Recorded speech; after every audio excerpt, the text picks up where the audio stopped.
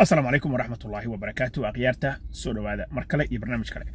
برنامج كان مانتا waxaan ku eegi doonaa jawaabaha isdaba marmarayay oo ay isweydaarsanayeen dawladda federaalka Soomaaliya iyo tan Ethiopia taas oo la isu marinayay United Nations Security Council-ka oo golaha qaramada midoobay ee amniga ay isu marmarinayeen dawladda Ethiopia iyo dawladda Soomaaliya markii hore warqad ayaa waxa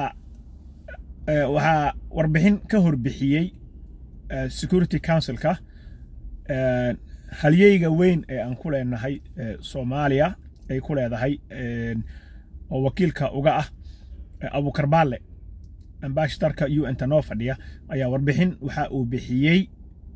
oo uu siiyay United Nations Security Council-ka warbixintaas ayaa wuxuu ku sheegay in Ethiopia damaacigeeda uu yahay in ay annex garayso ama ay goosato qayb ka mid ah dalka Soomaaliya iyada oo u maraysa in maamul goboleed Soomaaliya ka tirsan ay la gasho heshiis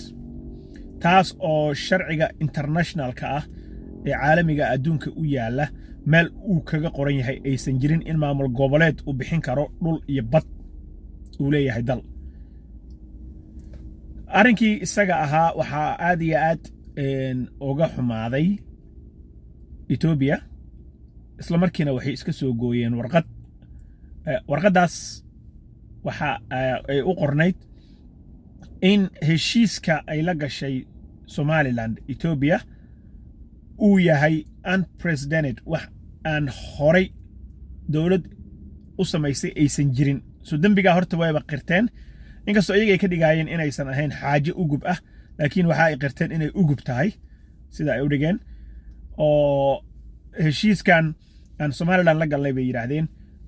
waa heshiis horay u dhici jiray oo kale oo aan ma aha xaaje u guba laakiin waxa warqada si u qoreen waxay dhaheen waa unprecedented waa wax ka horeeyay oo dhacay oo noocaas ah ma jirin dambiga markay qirteen bay waxay yiraahdeen waxay ku eedeeyeen dawladda Soomaaliya iyo Abu Karbaalaba in warar been ah oo ku tiri ku teen ah oo waxba ka jirin oo ay isticmaaleen ereyga false information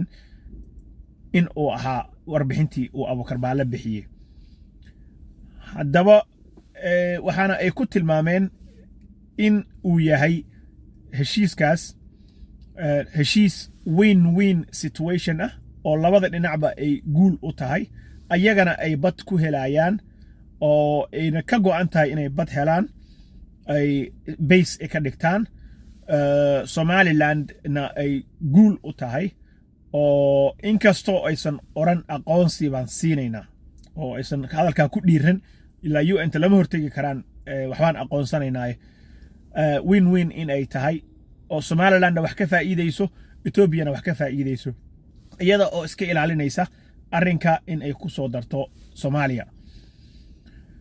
marka waxay ku tilmaameen in win-win situation uu yahay midda kale waxa ay ku soo celiyeen hadalkii Abiy Ahmed oo ahaa Soomaaliya waxa naga dhintay dad fara badan ayaga oo ilaalinayo dawladnimada Soomaaliya ayaga oo gacan siinayo dawladda Soomaaliya ayaga oo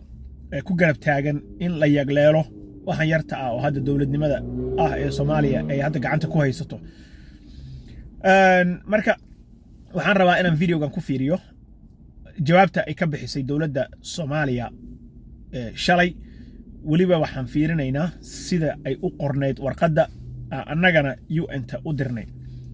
of course warqadii horena waan hayaa laakiin tan haddii aan hadda fiirino waxa ay u qoran tahay sida halka idinka muuqata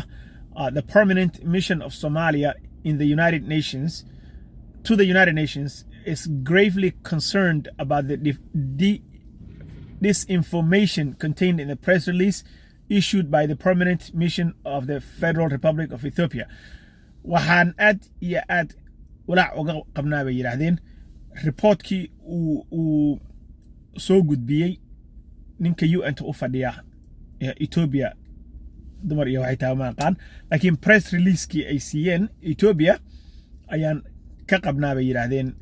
walaac aad iyo aad u badan. Let me just make it a little bigger.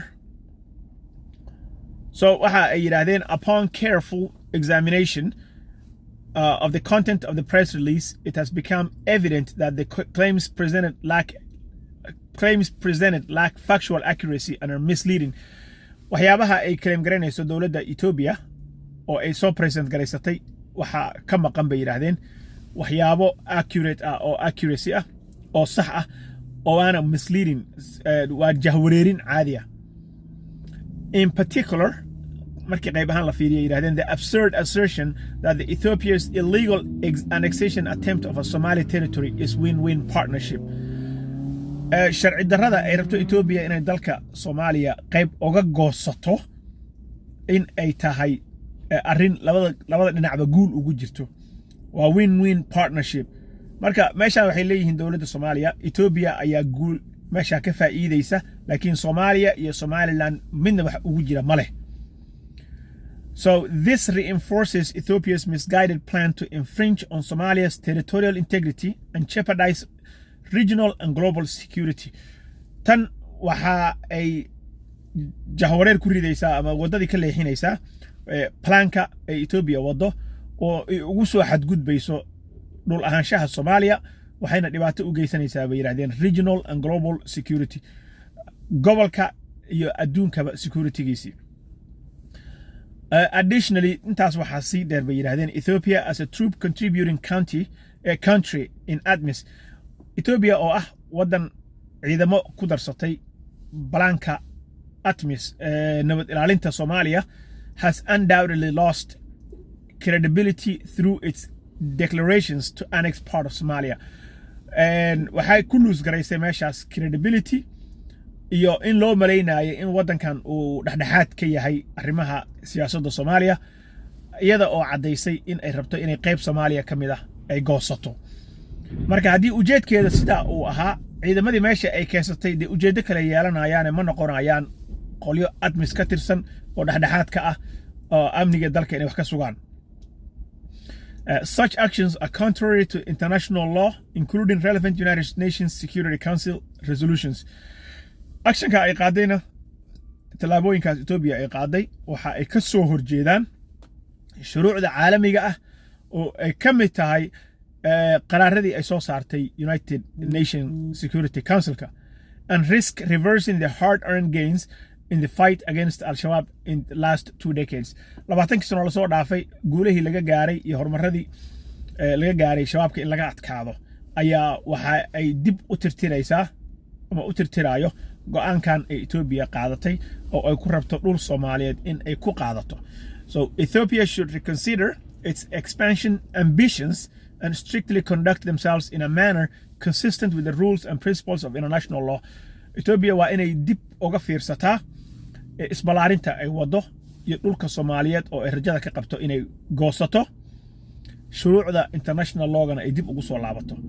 So the federal government of Somalia affirms its keenness of good neighborness and reiterates its commitment to fostering mutual respect and cooperation. Somalia waxa ka go'an bay yiraahdeen in aan daris wanaag dadka kula dhaqanno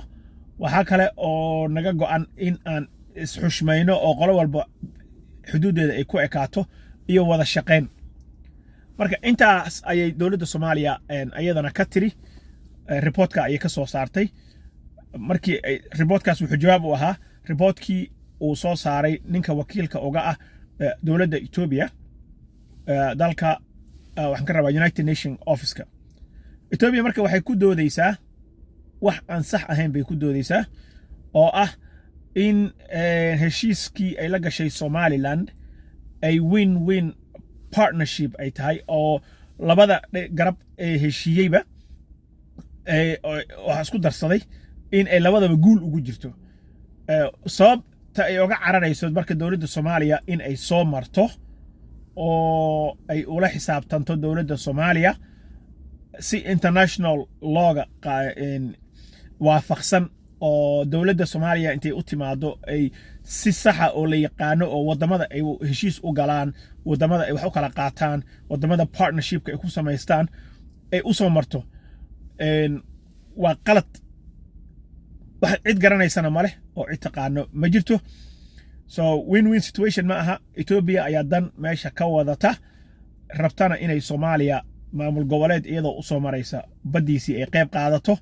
kuwa kalena ay si kale ula heshiiso marka madaxweyne xasan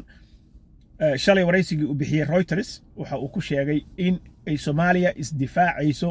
tallaabo kasta oo ay qaadi kartana ay qaadi doonto si dalkan looga badbaadiyo Ethiopia waxaan oran karaa waa markii saddexaad ee badda Soomaaliya ama Soomaaliya arrin ku saabsanba la soo weeraro xasanna uu maartay Soomaaliya meel adag u istaago waa markii koowaad ee waxay ahayd markii dawladda Kenya ee MOU-ga ay la saxiixatay Cabdiraxmaan Cabdishakuur iyo dawladda Sheekh Shariif waa isagii geeyay meeshaas marka labaadna waxa waaye Soomaaliya at crossroads iyadoo ameel xun xaaladeeda ay marayso waa East Africa uu ku soo daray heshiiskaasna waa partnership fiican meel fiican ayuu maartay ay ka istaagaysaa arrimaha Soomaaliya kanna waa kan hadda Turkiga uu la galay si badda Soomaaliya looga ilaaliyo qolyahan isu soo bahaystay oo duulaanka qaawan ku soo qaaday iyaga oo aqli bini aadanka ka dhaadhici kara aan ku hadlaynin oo kule labada dhanba waa ka faa'iidayaan Ethiopia anaga hadii badna hadda naga qaadato Somaliland wadan maaha lamana aqoonsana waxa aan ka faa'iidayno Somaliland ahaan ma naqaano qof Soomaali waxa faa'iido ugu jira in badeeda maanta Ethiopia base ka dhigato ciidamada keensato dekadana ka samaysato wax faa'iido oo ugu jira ma naqaano we don't know so that's what's going on inshallah inta saan rabaa inaan ka dabageeyo wa salaamantihiin wa salaamu alaykum wa rahmatullahi wa barakatuh don't forget to like subscribe and share the video inshallah assalamu alaykum